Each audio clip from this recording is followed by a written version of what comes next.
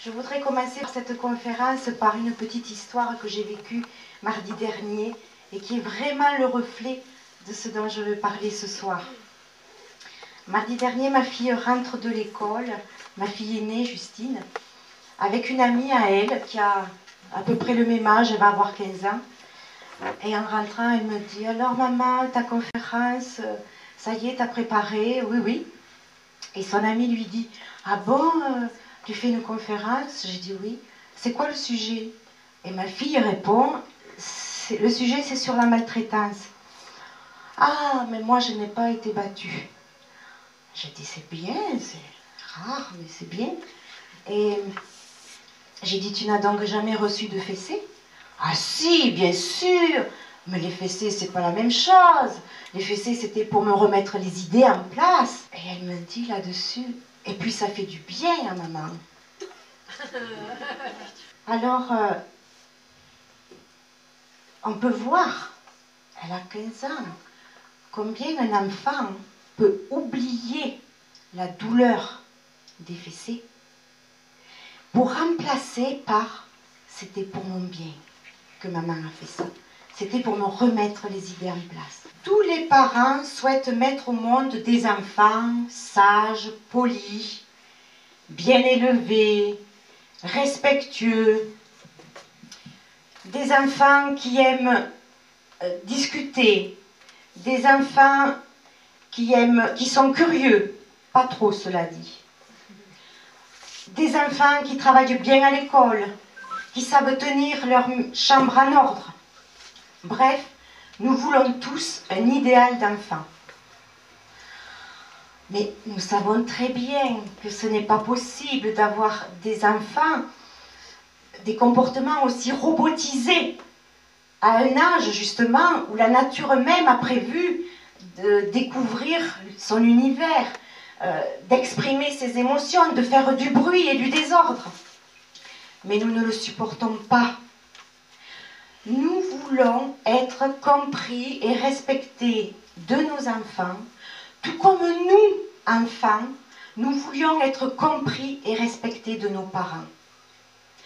Mais comme nous n'avons pas eu cette compréhension et ce respect, nous allons l'exiger de nos enfants.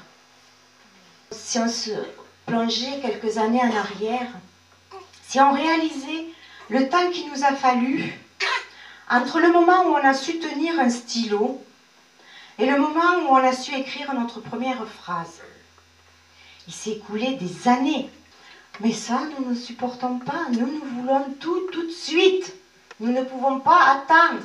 Il faut que dès la naissance, il sache faire ses nuits. Vous avez dû entendre ça. Il sache manger rapidement. Il soit propre. Ça, nous le réclamons à nos enfants. À un âge qui n'est pas, absolument pas prévu de faire. Et vous pouvez souvent entendre ces phrases quand les parents parlent à leurs enfants. « Mais tu vas comprendre un peu ce que je te dis? Mais tu vas m'écouter, oui? Mais tu peux pas me respecter un peu ?»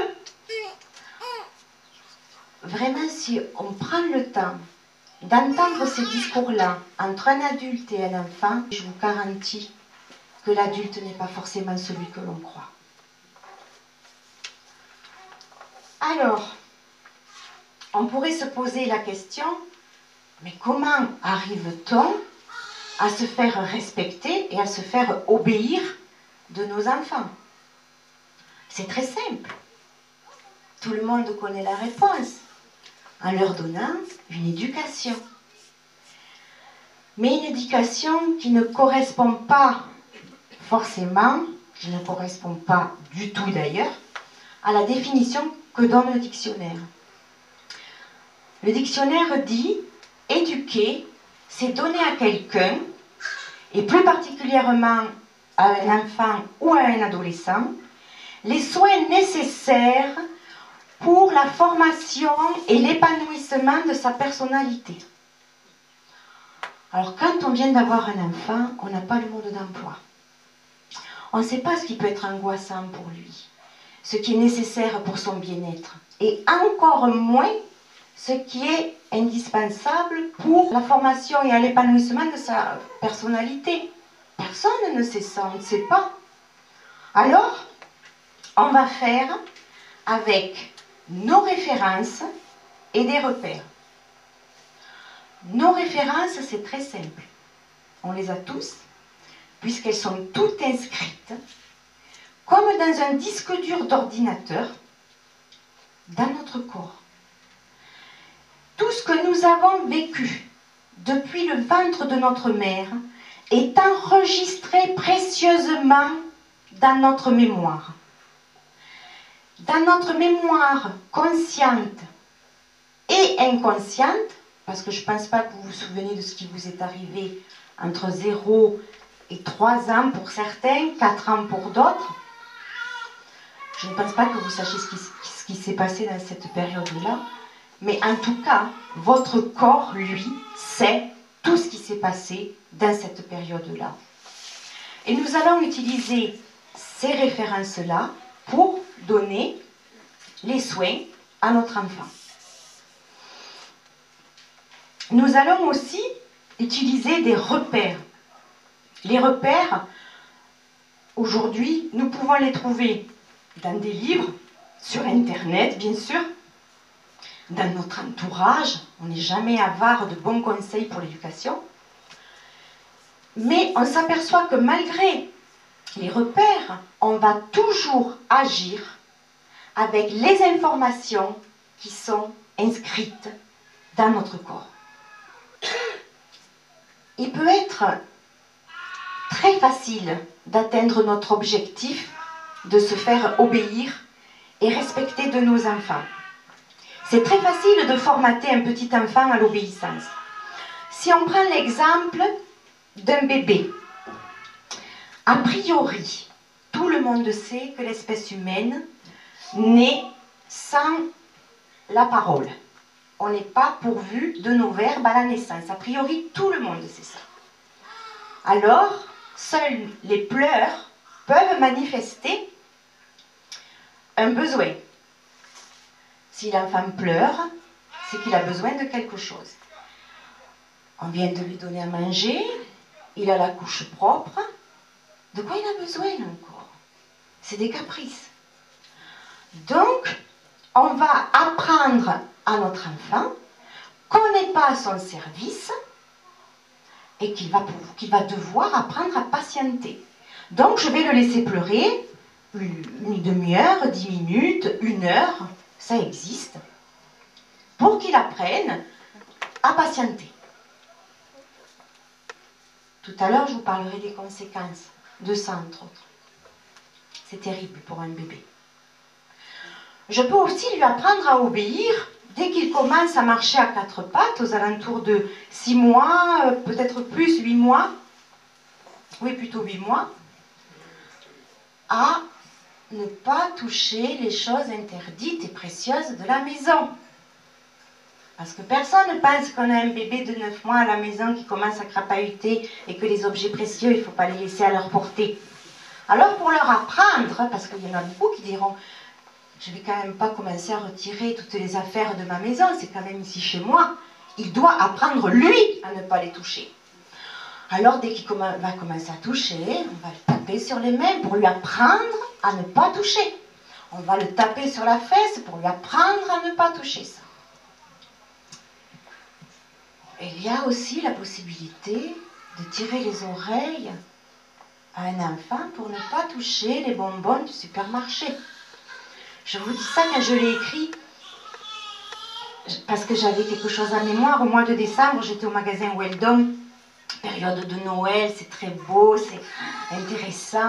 Et il y avait un garçon et une fille qui couraient dans la grande allée centrale. C'était frère et sœur, je pense. La fille avait 7 ans. D'un coup, le père surgit, il attrape sa fille par l'oreille, il l'a soulevée presque, 7 ans, c'est grand quand même, hein? Ça fait pas mal pour un enfant. Enfin, en tout cas, je l'ai vue grande, au moins là. Il l'a soulevée comme ça, jusqu'au rayon où il était, et il a dit, maintenant, t'as compris? Tu bouges pas, d'accord? Je peux vous garantir que cette fille n'a pas bougé. Elle n'a pas versé une larme. Elle avait le visage meurtri. Elle se tenait l'oreille. Elle souffrait le martyre. Et elle était toute rouge. C'est terrible. C'est terrible de voir ça.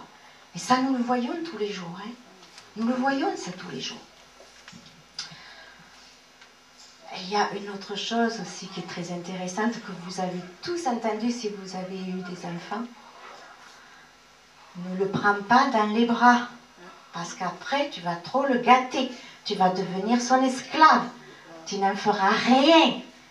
Alors, il ne faut pas faire ça. Il ne faut surtout pas lui donner des mauvaises habitudes. Un enfant n'a besoin que de ça, des bras de sa mère. Bon. On peut aussi... Ah, je pense que peut-être vous avez tous vu ça une fois dans votre vie. Une mère ou un père qui se promène dans la rue avec le petit enfant à la main, et le petit enfant lâche la main et court pour traverser la rue. Vous avez tous vu ça, je suis sûre. J'ai assisté déjà au moins 2 fois à ça dans ma vie. En tout cas, 2 fois où je l'ai vu. C'est pas pareil. Avant, je ne le voyais pas. Il se prend une raclée.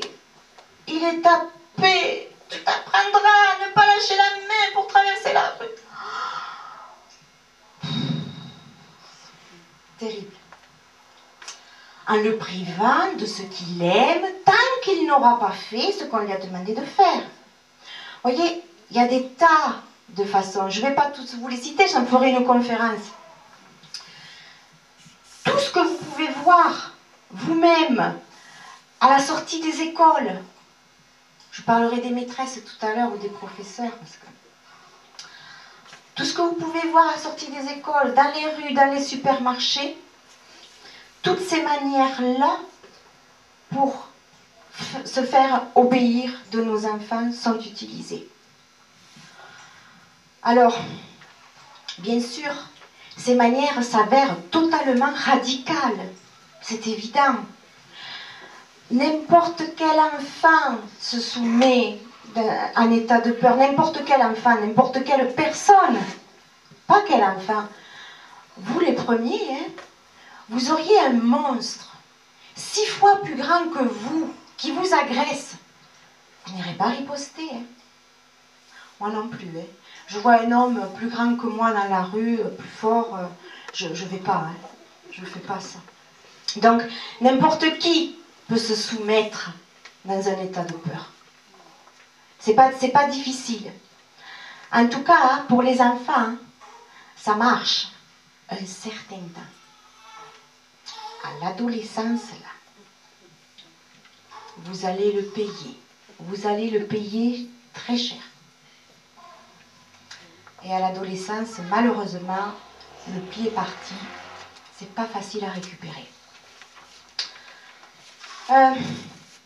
On pourrait se dire, mais est-ce là l'objectif des parents? Que les enfants nous respectent par peur? Que les enfants nous respectent parce qu'ils nous craignent, parce qu'ils ont peur de nous? C'est ça l'objectif des parents?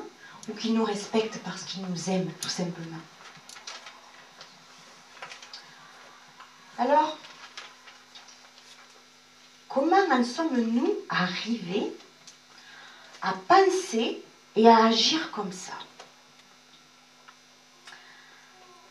La majorité d'entre nous avons appris, et très tôt dans l'enfance, que ces traitements-là étaient efficaces et étaient justes. Ce qui a marché pour moi marchera forcément pour mon enfant. Il n'y a pas de raison. Moi, je suis devenue un homme, je suis devenue une femme tout à fait respectueuse. Il n'y a pas de raison que mon enfant ne soit pas respectueux avec ces traitements-là.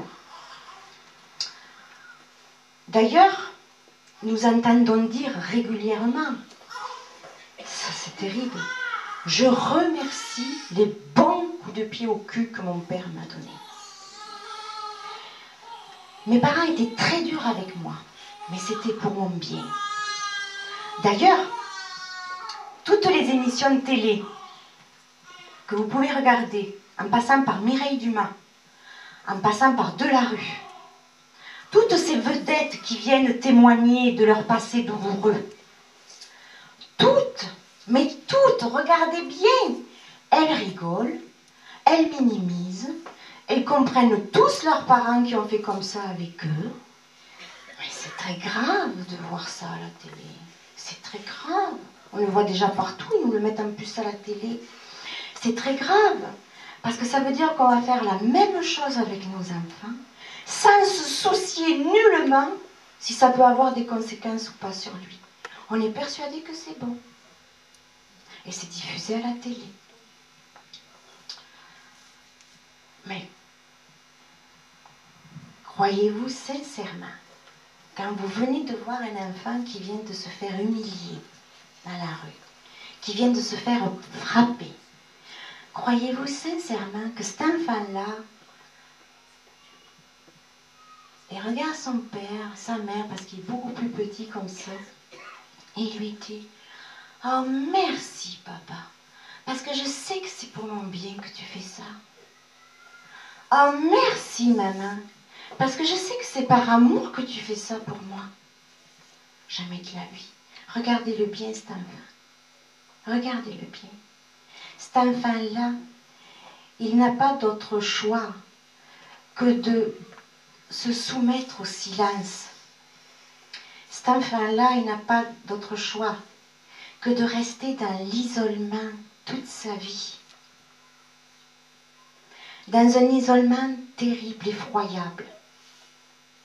Et c'est dans cette douleur, souvent insoutenable,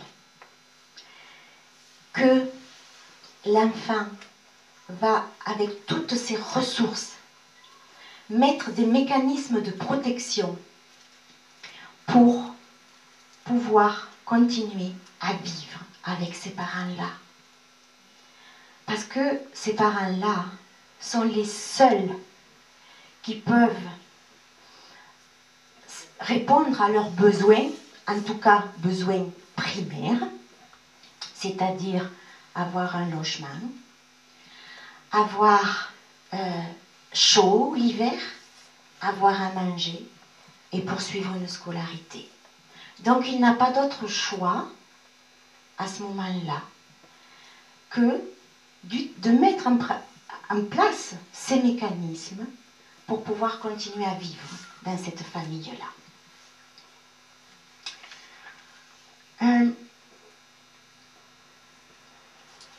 L'enfant,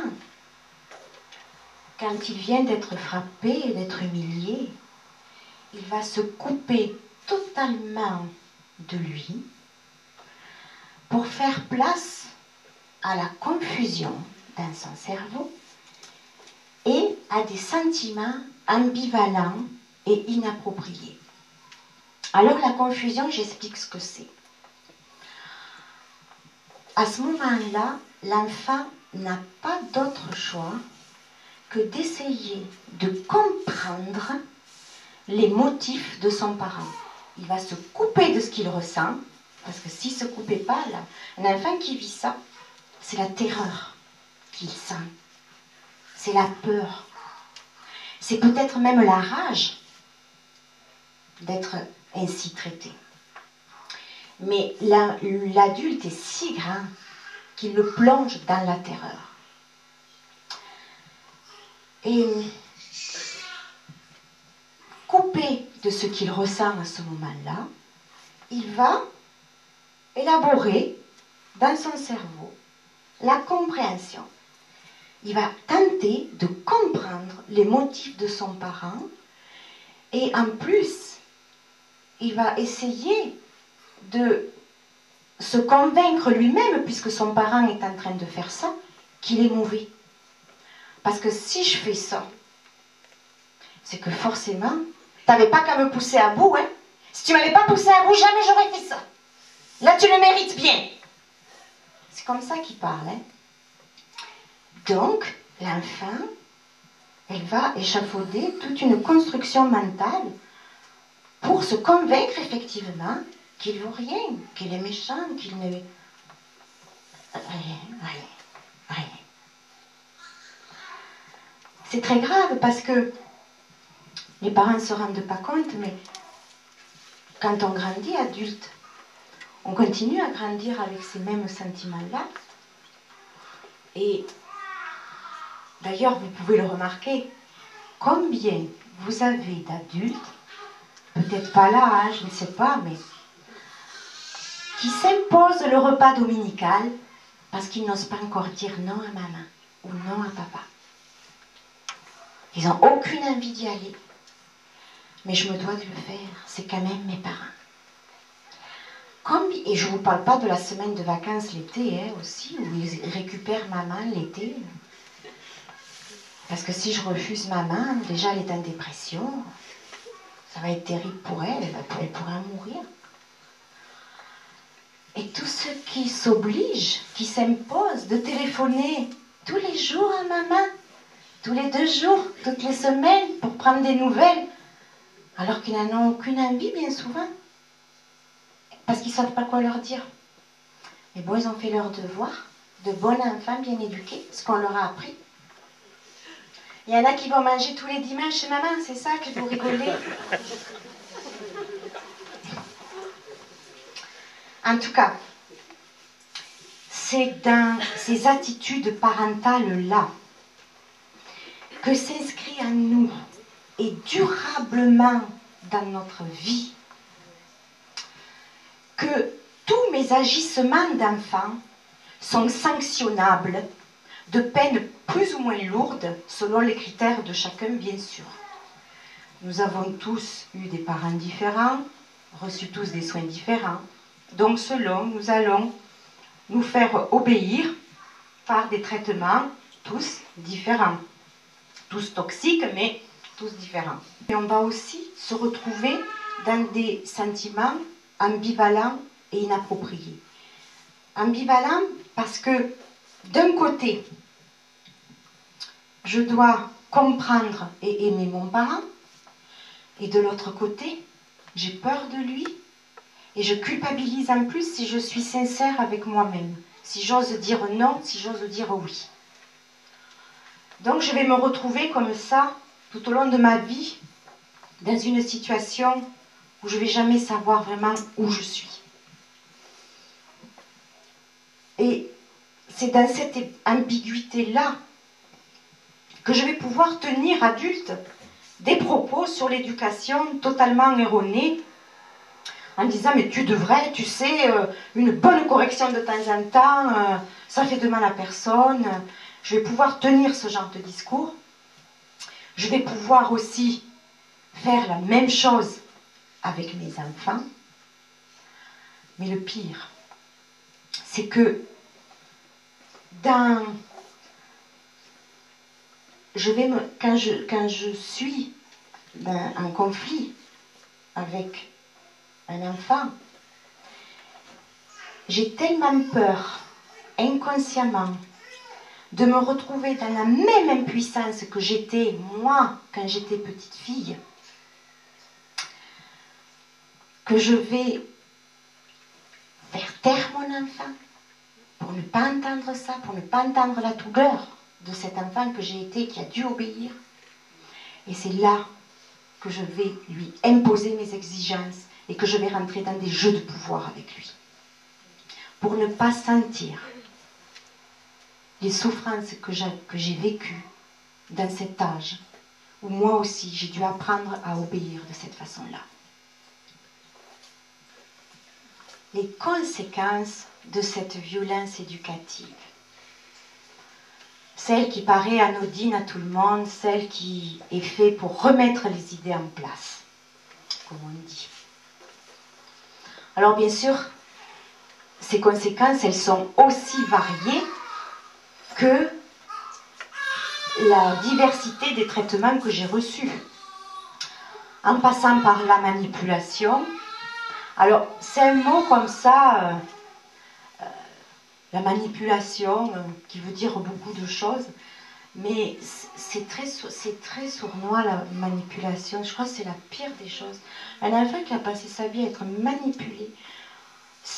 Je vais vous donner 2 exemples. On peut être manipulé par une mère dépressive, par exemple.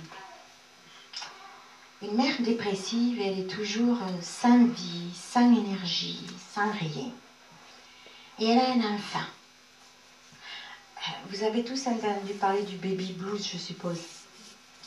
Et on est là, et on a le bébé là, et on ne sait pas quoi faire. On n'a pas l'énergie, on n'a pas le goût. Ils appellent ça maintenant le dépression postpartum, oui, c'est ça. Personne ne se demande d'où ça vient, c'est normal. Toutes les femmes, quand elles accouchent, elles ont ça. Pas du tout, je l'ai pas eu moi. Donc c'est pas toutes les femmes. Mais voyez-vous, quand on a une mère comme ça, on arrive au monde avec une mère comme ça, ben, qu'est-ce qu'on fait? On la prend en charge. Déjà, bébé, on prend notre mère sur les épaules. On ne va pas la déranger, parce que la peau est déjà dans un sale état. Je ne vais pas y en rajouter. Alors je prends ma main sur les épaules. Je vais être peut-être un enfant sage, très sage. Parce que je sais que déjà c'est pas facile pour elle, mais alors moi en plus, c'est pire. Donc voyez-vous, on peut manipuler un enfant de cette façon-là. Vous voyez, on pourrait se dire, oui mais quand même, la mère est dépressive. Mais l'enfant se sent déjà manipulé. Il n'est pas accueilli comme il devrait l'être avec une mère compétente, qui est là pour lui apporter ses affects. Pas du tout. Elle peut pas. Elle ne sait pas où elle est elle-même dans sa dépression. Elle n'est pas connectée à ses affects. Elle ne peut pas donner aux autres, à son enfant, c'est pas possible. Donc, vous voyez, la manipulation, ça peut être ça. Ça peut être aussi dans un âge un peu plus grand. Oh, ma fille, je peux toujours compter sur elle, elle est formidable. Ah ça, si je ne l'avais pas, vraiment. Et l'enfant, il entend. Et l'enfant, il est nourri par ça. Alors pensez bien, il va redoubler de performances pour plaire à sa mère. Il va redoubler. C'est formidable. Je suis déjà une fille tellement sensationnelle, je plais tellement à maman. L'enfant se nourrit par cette gratitude, donc j'ai pas intérêt à faire la gueule ou à lui dire non, tu me fais chier, j'ai pas envie de t'entendre ce soir. Une fille si parfaite, elle ne va pas se faire ça. Donc, vous voyez, on peut manipuler de plein de façons. Hein. Il y a des tas de façons de faire violence à un enfant sans même être frappé. Donc, on peut être menacé, tapé, bien sûr, abandonné. Alors, je ne parle pas forcément abandonné dans le sens physique, où la mère refuse son enfant, va le faire adopter. Je ne parle pas de cet abandon-là. Je parle de l'abandon par incompétence. Un enfant qui ne reçoit pas d'affect à la naissance est abandonné par sa mère, par ses deux parents. C'est un abandon. On peut sentir l'abandon toute notre vie, rien que pour ça. Et ça, on peut le sentir, le vivre, dès le début de notre existence. Parce que je vous ai dit, même dans le ventre de sa mère, on peut se sentir abandonné. Là, hein. On peut se sentir même en danger. Si déjà, dans le ventre de ma mère, j'entends ma mère hurler sans arrêt avec le frère aîné, avec la soeur aînée, ou se chicaner avec mon mari, je peux vous garantir que l'enfant, là, celles-là, en général, ils n'ont pas des accouchements bien sereins. Souvent, ils ont des accouchements médicalisés. L'enfant a peur de sortir. Je vous ai préparé un graphique qui est fait par des scientifiques, un scientifique américain. Un graphique qui montre le développement de la croissance du corps et du cerveau. Et on peut s'apercevoir que la courbe de croissance, vous voyez, ça part de 0 à 20 ans. Elle évolue jusqu'à 20 ans à peu près de cette façon-là. Le cerveau, on peut s'apercevoir qu'il évolue entre 0 et 4 ans.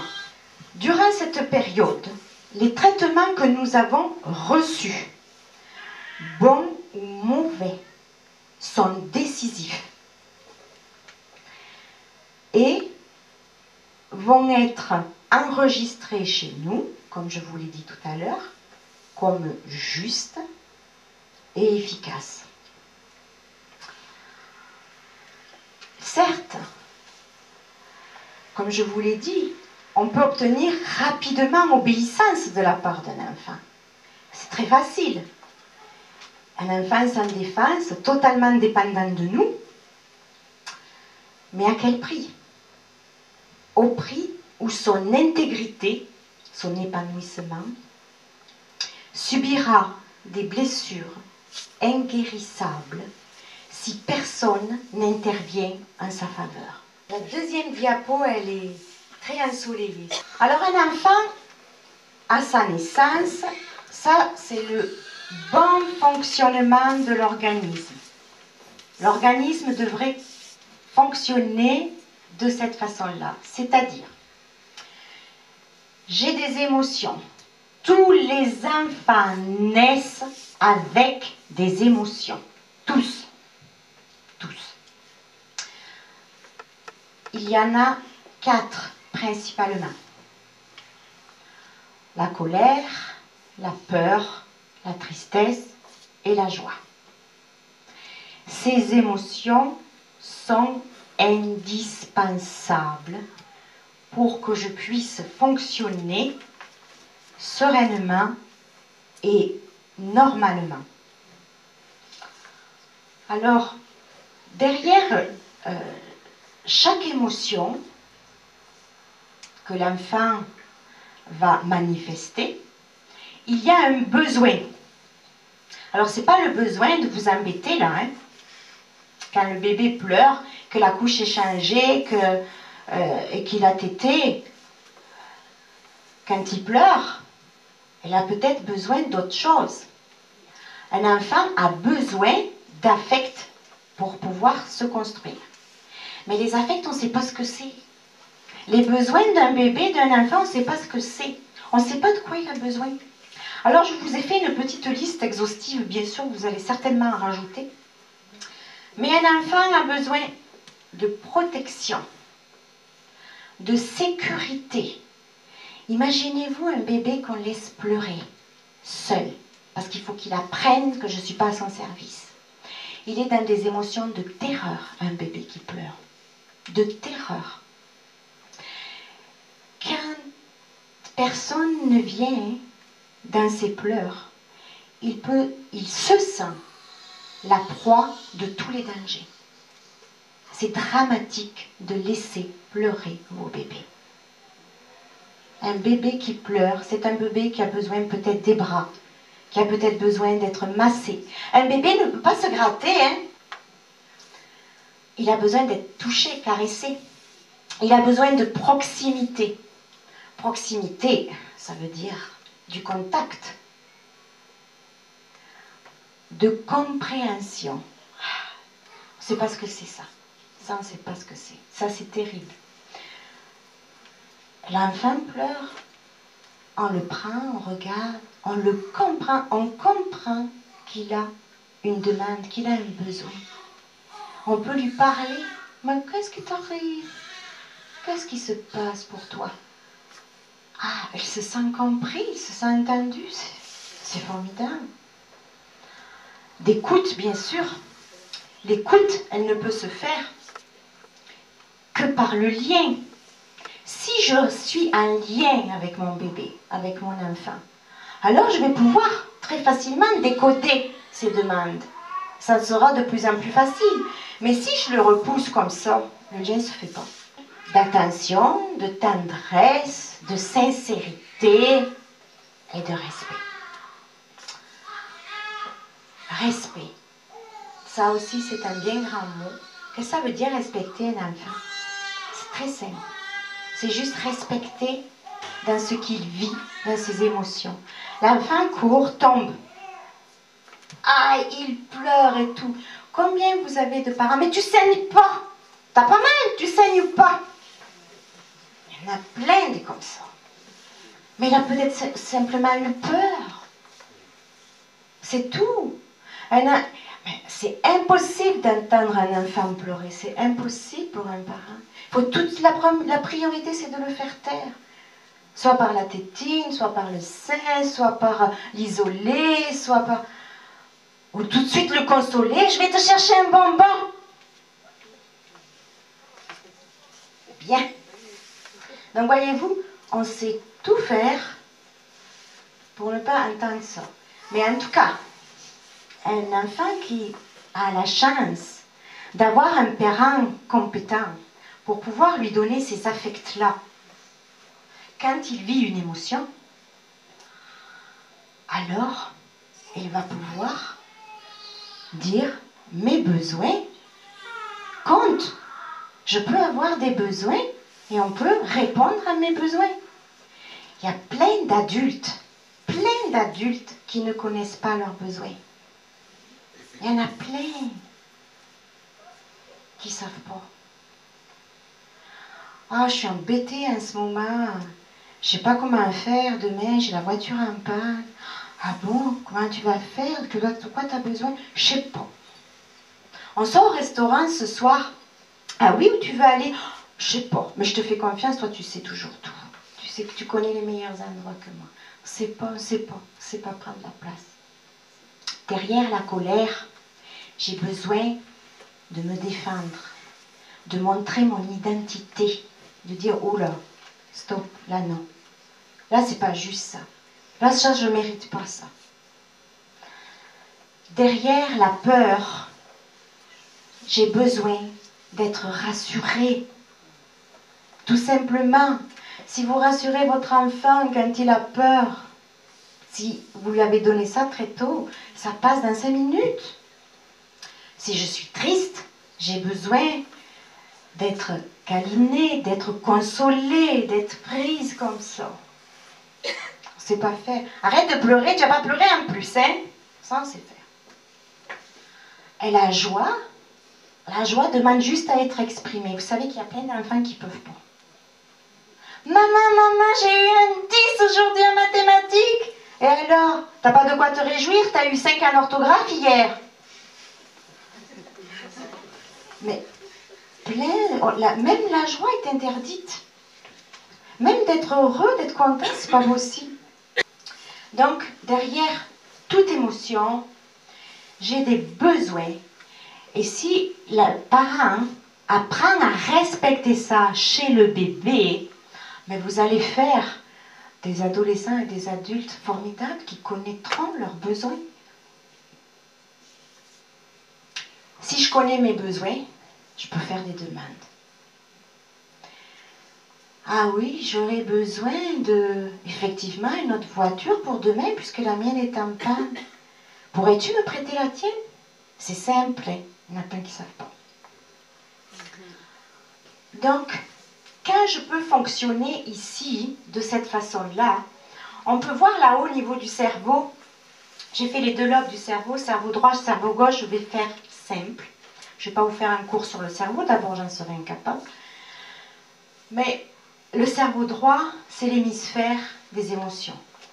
Le cerveau gauche, c'est l'hémisphère de la compréhension, de la logique, du comprendre justement.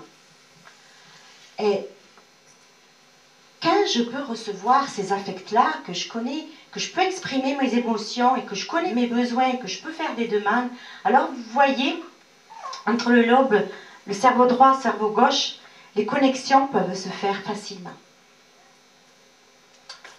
Voilà, ça c'était la belle partie, n'est-ce pas? Quand un enfant est respecté dans ses affects, quand il est nourri de ces affects-là. Il y en a beaucoup qui parlent de « Ah, moi, mes parents, ils m'ont aimé, j'ai pas de problème avec mes parents, non, tout était bien dans mon enfance. » Mais qu'est-ce qui était si bien? Alors, on réfléchit déjà. Ah oui, je me souviens une fois, il m'a amené à la pêche. Mon père m'a amené à la pêche. Après, parce que ça avait l'air si bien, il doit y avoir plein de choses derrière, là. Ah oui, je me souviens aussi. Mais j'étais plus grande, j'avais 16 ans. On passe déjà. Il m'a mis la main sur l'épaule. Ben voyez ces 2 petits trucs-là. Aller à la pêche et la main sur l'épaule une fois. Ça l'a nourri pour toute sa vie. Cet enfant-là ne connaît pas les affects. Mais ça, là, il a eu 2 fois quelque chose comme ça. Et s'est nourri de ça. Alors, un enfant dont on a respecté son intégrité deviendra un adolescent et un adulte, mais ouvert, compréhensif, un adulte qui saura où il est, n'aura pas besoin de manger le Prozac. Quand un enfant est nourri de ces affects-là, il pourra avoir confiance en son parent. Parce qu'il sait que le parent sait le protéger. Un enfant qui a été nourri aura confiance en lui. Le nombre de personnes que j'entends, oui, mais j'ai pas confiance en moi. Combien j'entends ça, j'ai pas confiance en moi. Si on n'est pas nourri là d'affect, on ne peut pas, on ne connaît pas ses besoins, on ne connaît pas ses émotions. On ne peut pas se faire confiance. On fait confiance à quoi? On est construit sur rien, là, sur du rien. Je comprends qu'on n'ait pas confiance en soi. On osera demander combien il y en a, ils sont paumés en ville. Ils font le tour de la ville pour chercher un plat. Mais tu ne peux pas ouvrir la fenêtre et demander à quelqu'un où on est. Ah non, non, non. Je fais tout seul. C'est comme ça que j'ai appris, dans mon isolement.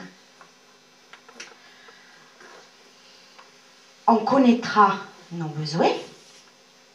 On saura se défendre quand ça sera nécessaire. Combien il y en a qui subissent des tas d'affaires sans jamais rien dire. Mon Dieu. La connaissance, on aura la connaissance des affects qui auront développé notre compassion, notre indignation devant l'injustice. La compassion. Quand on n'a pas reçu d'affect, on est dépourvu totalement de compassion. La compassion, c'est ce que je pourrais avoir quand je vois un enfant dans la rue se faire battre. Ah, que ça fait mal. La compassion, c'est vraiment une personne qui va me raconter quelque chose de terrible, et plutôt que de lui dire « Ah mais oui, tu sais, moi aussi !» je vais la comprendre. Mon Dieu, que ça devait être terrible pour toi. C'est terrible, tellement terrible de voir ça. Quand on n'a pas eu d'affect, on est incapable d'avoir de la compassion. On peut avoir beaucoup de pitié, mais pas de la compassion. Parce que la pitié, il y en a plein, là, des éponges. Hein. Il y en a un paquet. Il rentre à la maison, la copine vient de lui raconter les horreurs. C'est elle qui les a vécues, on dirait. L'indignation. S'indigner. Mais comment tu as pu vivre ça? Mais c'est terrible. S'indigner devant l'injustice. Personne ne sait faire ça. Une mère qui vient te dire « Mais tu sais, tu devrais lui donner une fessée, hein, parce que là, tu n'es pas fini, hein, tu n'es pas sortie de l'auberge, si tu continues comme ça, là. » L'indignation serait « Mais comment tu peux dire ça? Mais c'est incroyable de pouvoir dire ça. Mais faut-il pas avoir de cœur pour pouvoir dire quelque chose comme ça? » C'est pas faire ça. On a peur. On saura transmettre les affects à nos enfants si nous-mêmes on en a été nourris. Ça sera une évidence pour nous. Ça sera très facile. Ces affects-là, ce sera très facile de les redistribuer. C'est quelque chose qui est inscrit chez moi, qui est dans ma mémoire. Le développement de son discernement et sa lucidité. Un enfant qui a été respecté, qui a été compris, qui vraiment peut s'indigner aussi, il saura tout à fait ce qui est juste et pas juste dans son cerveau. Il aura du discernement quand il sera avec une amie qui va toujours la piquer, lui faire des choses, lui dire des choses pas gentilles. Elle saura les discerner pour pouvoir stopper ça. Parce que combien il y en a qui se font maltraiter dans leur relation et ils gobent tout ça. Quand ils rentrent à la maison, il ne vaut mieux pas avoir d'enfants dans les parages. La confidence. On pourra parler facilement. je vais vous le faire plus facile, parce qu'il connaîtra la compréhension. Vous savez qu'il y a plein de femmes, d'hommes, qui ne parlent pas. On a beau leur raconter, tu sais aujourd'hui, mon Dieu, elle m'a fait ça, elle m'a dit ça, c'était fait pour moi, j'y croyais, je pensais que c'était mon ami. Vous racontez ça à votre bonhomme le soir, et il est là, il répond rien. Ça tombe dans le puits. C'est terrible. Mais t'as écouté? Tu m'as entendu quand je te dis ça? Ben oui. Ben qu'est-ce que tu veux que je te dise? C'est ton problème, c'est ton histoire avec ta copine. Ah, pas de compassion, pas d'empathie, rien. Je demande pas qu'ils me trouvent la solution. Je demande juste qu'ils me disent, ma pauvre chérie, c'est ça que t'as vécu aujourd'hui? Mon Dieu que ça doit être terrible pour toi. C'est tout. Ils savent pas. Ils savent pas. Mais c'est terrible parce que si j'ai jamais été comprise ou compris dans mon enfance, comment voulez-vous que je rentre en conversation avec mon entourage? C'est pas possible. Alors, la connaissance de la nécessité de ces émotions. Si je suis nourrie de tout ça, je sais qu'une émotion, c'est pas dangereux. Une émotion me permet de savoir où je suis. Et ça me permet de savoir en même temps que j'existe. Je peux, j'ai le droit de me défendre, de dire, j'ai le droit de réclamer. Et ça, pareil, hein. Un enfant qu'on a écouté dans son enfance, qu'on a respecté, devient un adulte qui n'a pas peur de ses émotions, qui n'a pas peur de se laisser engloutir dans ses émotions et ni de se laisser emporter par ses émotions, parce que ça sera un phénomène naturel pour lui. La prise de décision. On saura prendre facilement de décisions, parce que j'ai entendu trop de personnes qui j'ose pas, je ne sais pas m'engager, je ne sais pas prendre des décisions. Ah, on va acheter une robe au magasin. Tu viens avec moi? On en essaye 10 000. Alors laquelle tu préfères? Je ne sais pas. Et toi, dis-moi, parce que toi, tu sais laquelle je prends. Parce qu'on ne sait pas se décider. Pas d'autodestruction. Quand on a été nourri comme ça, on n'aura pas besoin de se nourrir de drogue. On n'aura pas besoin de se nourrir d'antidépresseurs non plus. On n'aura pas besoin d'utiliser l'alcool. Quand on sait où on est, qu'on se connaît, on n'a pas besoin de ça. On s'entourera de relations saines. Quand j'ai connu ça, quelque chose de sain à la base, vous savez, une personne endommagée, là, elle ne va pas aller choisir une victime ou quelqu'un qui est tout cabossé de partout. C'est pas possible. Des personnes saines s'entourent de personnes saines. Les cabossés, ça n'intéresse pas longtemps. Elle saura faire facilement la liaison entre les souffrances de l'enfant que j'ai vécu et ce que je vis aujourd'hui en tant qu'adulte comme difficulté. Si je vis ça comme ça, là, et que dans ma vie d'adulte, je peux avoir un moment où, merde, je suis confrontée à ça, je sais pas. Ou, quand j'entendrai que si je suis comme ça aujourd'hui, c'est parce qu'enfant il y a eu ça. Ça sera très facile pour comprendre une personne qui a été nourrie comme ça.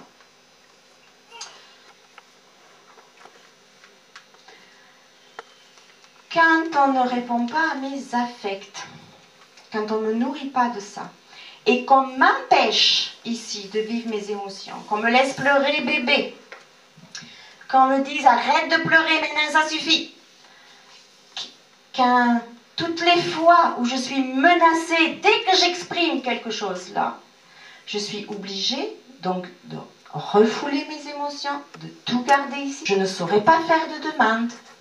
Et ici, voyez-vous, il n'y a plus la connexion qui se fait entre les deux cerveaux.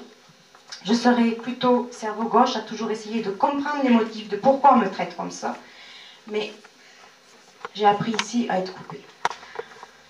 Il perdra la confiance en son parent. Il ne peut pas avoir confiance en lui. Quelqu'un qui n'est pas nourri d'affect. Parce qu'il sait très bien que le parent ne peut pas le protéger. Il doit se débrouiller seul, l'enfant. Et il refusera même de l'aide à l'âge adulte. Il y en a, ils sont capables, ils déménagent des meubles hyper lourds, ils vont se débrouiller tout seuls plutôt que de demander de l'aide aux voisins.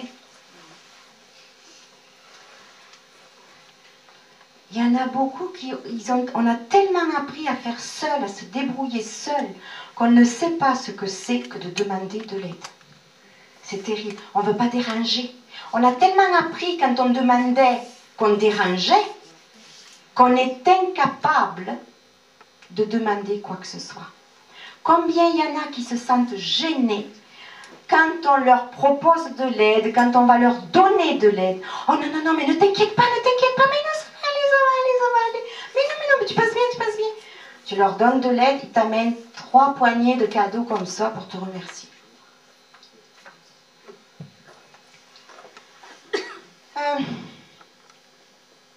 Les brimades, les humiliations, les coups le figeront dans la peur et le contrôle des représailles. Ça veut dire que toute ma vie, tout ce que je vais faire, tout ce que je vais oser faire, va faire que je vais avoir peur de le faire. J'ai appris qu'on me... Mais tu vois pas ce que tu fais là? Mais tu peux pas faire attention? Donc toutes les initiatives que je vais prendre risquent d'être difficiles pour moi de les prendre parce que je sais qu'il y a toujours une sanction derrière qui peut m'arriver. On est toujours dans le contrôle de ce qui pourrait nous arriver si jamais je faisais ceci ou cela.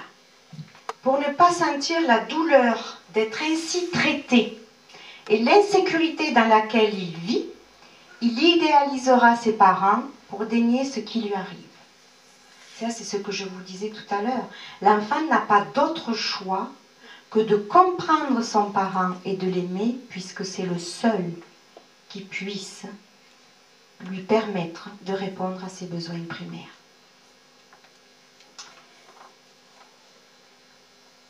Une carence affective qui se poursuivra tout au long de sa vie jusqu'à se mettre au service de tout le monde pour un peu de reconnaissance. Vous connaissez ces personnes qui sont capables de vous débrouiller tout le temps. Tout le temps. Ah, mais je vais le faire pour toi, je vais te rendre service, n'est-ce pas? Tu connais ça, toi? Ils sont capables de se mettre en 4 pour rendre service. Juste pour avoir... Ah, tu sais, Régine, je peux tellement compter sur toi. Ça me fait tellement plaisir. À chaque fois, tu es présente. Vous voyez, rien que pour ça, pour manger cette nourriture-là, un peu d'affect, un peu de reconnaissance, je suis capable de me nier totalement pour dépanner tout le monde, juste pour ça.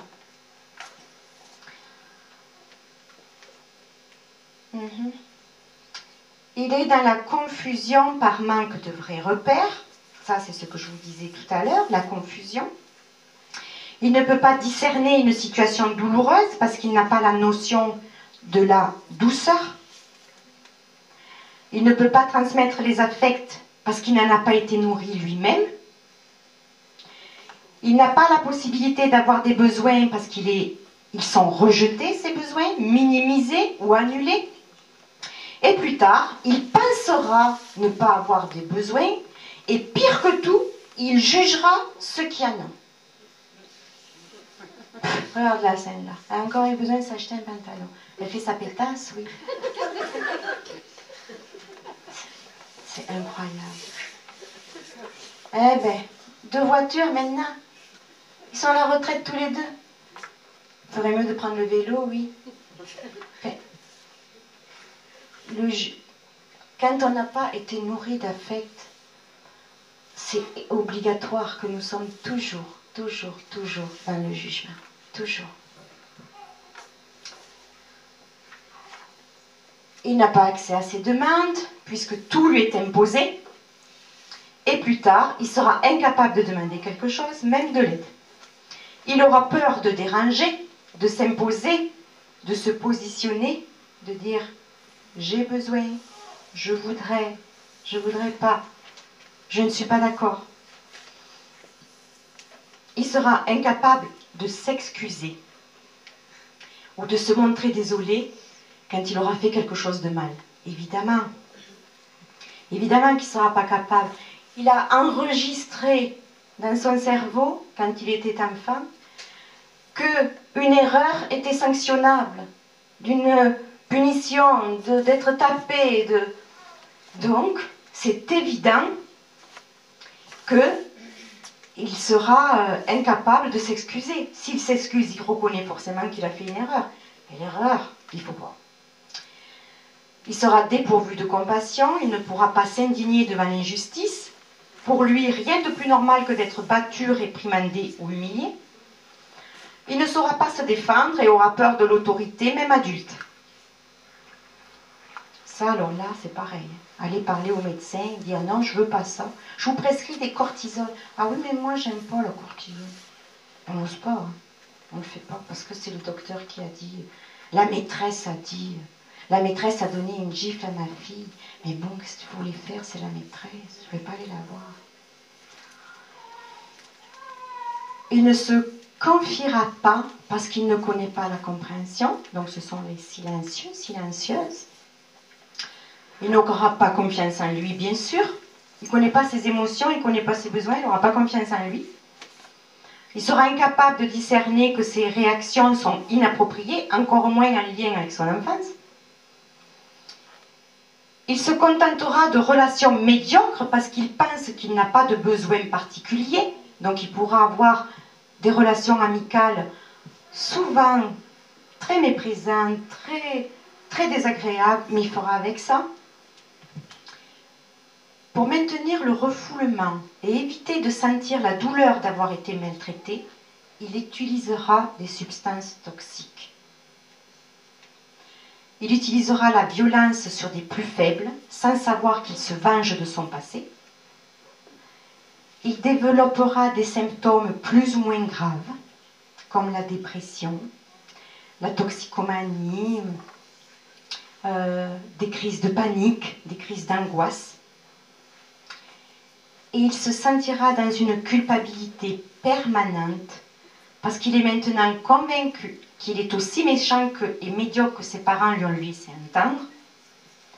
Et c'est dans cette culpabilité consciente ou inconsciente la plupart du temps qu'il se soumettra dans des relations toxiques pour lui parce qu'il préférera se nier ou s'annuler plutôt que de risquer de faire mal à quelqu'un. Je sais que la plus grande crainte des parents est de fabriquer des enfants rois. Je crois que tout le monde entend parler de ça. Tout le monde a peur de laisser tout faire à leurs enfants. Alors pour ça, ils vont leur apprendre très tôt qui c'est qui commande. Alors, ça nous fait très peur de faire des enfants rois. Alors pour plein de raisons, bien sûr, je vais vous en dire deux peut-être. La première étant, je ne voudrais pas que mon entourage me critique sur ce que je fais. Je crois qu'une mère qui entend, mais si tu lui avais donné des fessées plus tôt, tu n'en serais pas là aujourd'hui. Je peux vous garantir qu'une mère qui attend ça dans la journée, le soir elle rentre, au premier cri de son enfant, elle lui en colle une, je ne vous dis pas comment. Mais c'est surtout pour ne pas se retrouver dans cette impuissance que nous étions nous-mêmes, alors que nous étions enfants, que nous préférons rester dans le déni de ce qui nous est arrivé pour prendre le pouvoir sur nos enfants. C'est beaucoup plus facile de rester dans le déni de ce qu'on a vécu en prenant le pouvoir sur eux. Alors maintenant, je vais prendre une personne. Monsieur, vous voulez venir avec moi? Oui, vous avez le profil. Vous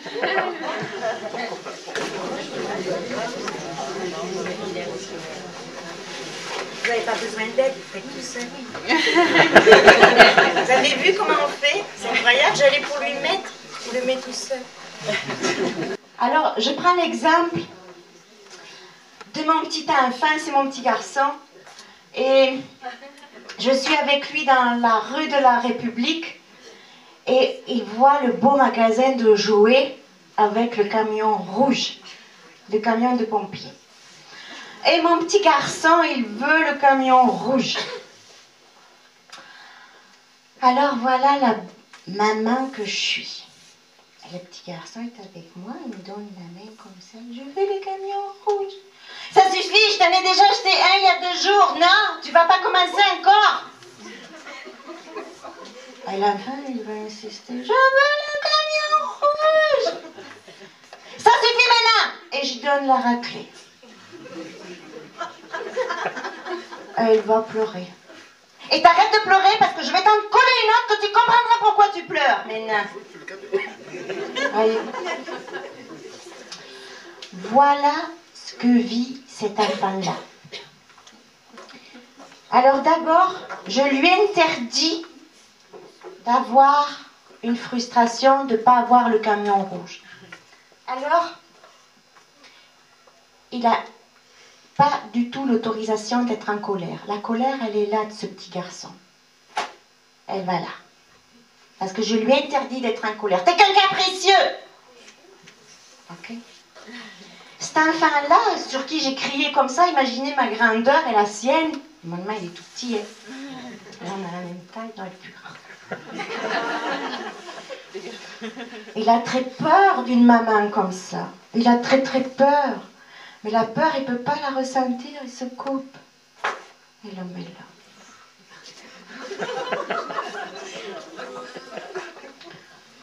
Mais cet enfant-là, il est aussi très triste de ne pas avoir eu le camion rouge. Mais la tristesse, vous avez vu ce que je lui ai dit. Arrête de pleurer parce que tu vas vraiment comprendre pourquoi tu pleures maintenant. La tristesse, il n'a pas droit, il la met là. Il ravale ses larmes. C'est comme la petite fille dans le Weldom, là. Il le met là. Il serait peut-être enragé contre moi que je puisse faire ça. Une mère comme moi, il y a de quoi être enragé, non? Je le mets là. Il ne peut pas.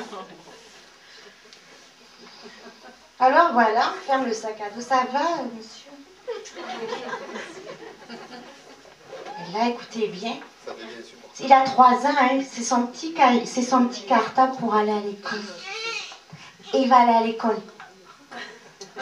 C'est là que je plains les maîtresses. Vraiment, c'est là que je plains les professeurs et les maîtresses. Parce qu'il part à l'école avec ça dans le dos. C'est lourd, non? Ça commence. Ça, vous le prenez dans la main comme ça. Il part avec ça à l'école. Voilà avec quoi vos enfants vont voir leur maîtresse adorée. Avec un sac à dos aussi lourd que ça. Quand il arrive à l'école, voyez toutes ces émotions refoulées, ça se gangrène. C'est de la gangrène, ça c'est de la... Il n'y a rien de plus venimeux que ça. Ça s'appelle une fabrique de bombes à retardement. Je suis en train de fabriquer une bombe à retardement. Parce que voyez ce qu'il a dans le sac à dos. Ça va péter. Ça va péter. Ça va péter sur qui? Le premier gamin à l'école, plus faible que lui, celui qui est comme ça, là, il va se prendre tout dans la tête. C'est l'histoire de la petite fille de 3 ans qui arrive à l'école. Ma maman m'a donné une gifle hier soir. Elle ose le dire à la maîtresse. Et la maîtresse, mais si elle t'a donné une gifle, ta maman, c'est que tu l'as mérité. Il faut comprendre aussi, tu sais, les mamans. Ça, là, il va le prendre dans la cour de récréation, ou dans la classe peut-être même. Pourquoi je plains les maîtresses? Ça grossit. Parce qu'imaginez si je fais ça à 3 ans, il y a longtemps que je fais ça avec mon enfant. Donc ça, là... Attends, on va le lever, parce que ça va trop loin. Ça, là... Je vais bien me faire aider. Oui, oui, mais fais-moi, on va pousser. Ça, là, c'est la bombe. Ça se multiplie par 10, par 100, par 1000. C'est avec ça que je pète les voitures quand j'ai 16 ans, que je vais mettre le feu aux bagnoles à 16 ans dans la cité. C'est avec ça que je prends une mitraillette et que je tue 22 élèves dans la classe. C'est avec ça. C'est nous qui fabriquons ça. C'est nous qui fabriquons ces mères qui arrivent à tuer leurs enfants quand ils ont 2 mois. Parce qu'ils les ont trop battus. C'est ça que nous sommes en train de fabriquer. Mais personne ne veut ça. Elle doit être folle. C'est dans les gènes. C'est nouveau ça. Les suicidaires, c'est dans les gènes, c'est génétique. Les pédophiles, c'est dans les gènes. Personne pense que si on est pédophile, c'est qu'on a été abusé sexuellement. Personne. Personne ne voit ça. Merci monsieur, c'était gentil pour moi. Voyez-vous ce que nous sommes en train de faire avec nos enfants? Avec cette violence éducative-là, nous fabriquons des futurs meurtriers. Nous fabriquons des terroristes. Nous fabriquons des assassins. Imaginons la même chose. Le petit garçon est avec moi, il veut le camion rouge. Et je passe avec lui, je dis oui, qu'est-ce que tu ferais avec ce camion rouge? Je pourrais jouer parce qu'avec le camion bleu, tu comprends. Ah oui, pourquoi pas, c'est une bonne idée. Mais je veux le camion. Oui, j'ai bien entendu que tu veux le camion, mais je ne vais pas acheter ce camion. Tu n'es pas tu es méchant, tu n'es pas gentil, je veux le camion. Là, il est en train de manifester son mécontentement. C'est ça que nous arrêtons là. C'est ça que nous arrêtons. On ne sait pas entendre la colère de nos enfants. Et si je lui dis, ah oui, tu n'es vraiment pas content de ne pas avoir le camion là, c'est vraiment quelque chose pour toi qui était important et tu ne peux pas l'avoir. Si vous comprenez cet enfant qui vit ça, la colère, elle passe dans 5-10 minutes. Ça va passer aux pleurs. Parce que bien sûr, il ne va pas avoir le camion. Donc, c'est comme un deuil qu'il doit faire de ce camion. Et ça vient par les pleurs. Et je peux prendre mon enfant et le consoler à ce moment-là. Voyez-vous, en faisant ça, je n'ai pas laissé tout faire. J'ai juste écouté sa colère. Je n'ai pas acheté le camion. Et les gens appellent ça laisser tout faire. C'est ça qui est grave. Mais j'ai pas fait. J'ai pas acheté le camion. J'ai juste écouté mon enfant dans sa frustration. C'est tout ce que j'ai fait. Comment remédier? Il est encore très courant aujourd'hui de croire que les enfants n'ont pas de sentiments. Que ce que nous faisons subir à nos enfants n'a pas de conséquences sur lui. En tout cas, moins que chez nous les adultes. Et que tout ce qu'on peut leur faire subir, c'est un moindre mal. D'ailleurs, on dit bien que frapper un chien, c'est cruel. Frapper un adulte, c'est une agression. Frapper un enfant, ça s'appelle de l'éducation. Mais est-ce que cela ne suffit pas pour mettre clairement et nettement en évidence qu'il y a une anomalie qui perturbe notre cerveau comme une grosse lésion, comme un énorme trou à l'endroit justement où on devrait avoir de l'empathie pour les enfants, un adulte reste insensible. Voyez-vous ce que cette éducation a fait chez nous, a laissé comme trace chez nous. Le cerveau de tous les enfants qui ont été frappés garde des séquelles. Parce que presque tous les adultes sont insensibles à la violence que subissent les enfants. Tous les enfants à problème expriment la blessure de son intégrité, justement, qui débute très tôt dans la vie, entre 0 et 4 ans. Et ces blessures-là, la plupart du temps, restent refoulées. On ne se souvient pas de ce qu'on nous a fait à cet âge-là, pour qu'on apprenne à obéir. Pour qu'à 5 ans, 6 ans, on soit déjà des petits-enfants, des petits robots. On ne sait pas ce qu'on a subi. Alice Miller, qui est le premier auteur à avoir écrit sur les conséquences de la violence éducative de façon très simple, sans détour, avec beaucoup de courage d'ailleurs, dit ceci: pour soulever la chape qui pèse sur cette isolation que subit l'enfant quand il est frappé, soulève la chape de cette peur dans laquelle il vit. Dire la vérité aux enfants. Dire la vérité aux enfants, c'est: nous t'avons battu alors que tu étais encore petit. Et nous t'avons battu parce que nous-mêmes avons été élevés comme ça et nous pensions que c'était ce qu'il fallait faire. Nous sommes désolés pour l'humiliation que nous t'avons fait subir et pour la douleur que nous t'avons infligée. Et nous te promettons aujourd'hui qu'à partir de maintenant, nous te donnons la promesse que jamais plus nous referons cela.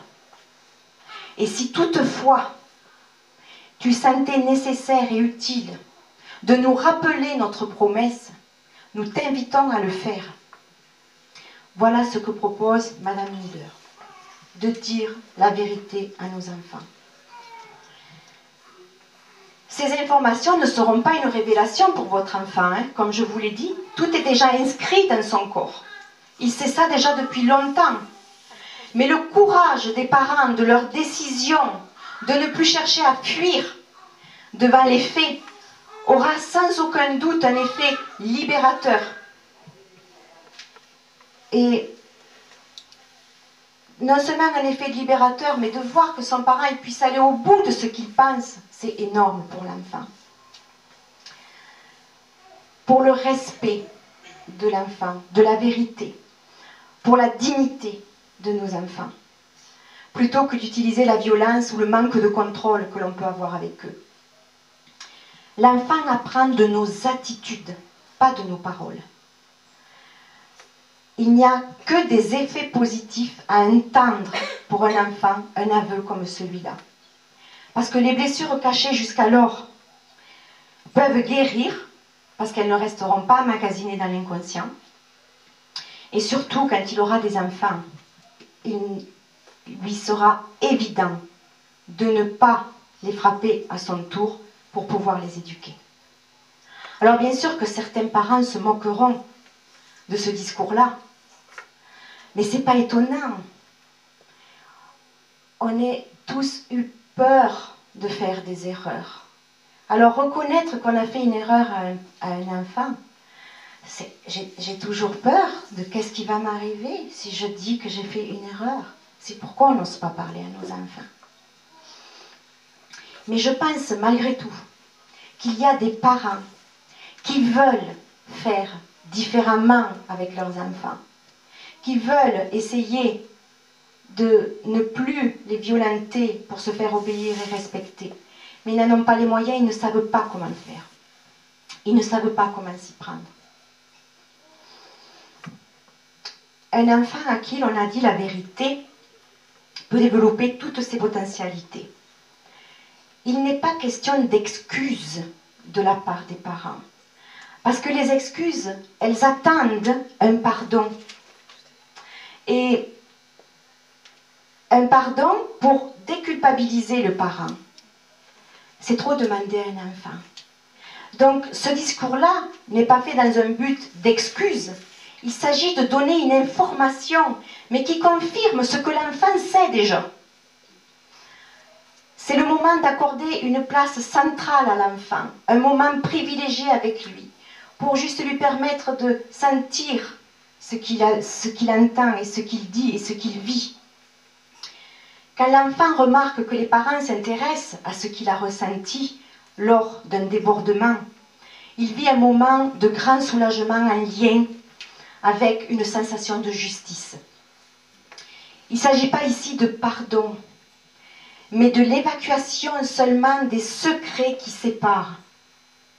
Il s'agit de construire une relation nouvelle, fondée sur la confiance mutuelle, et de soulever la chape qui isolait jusqu'alors l'enfant battu.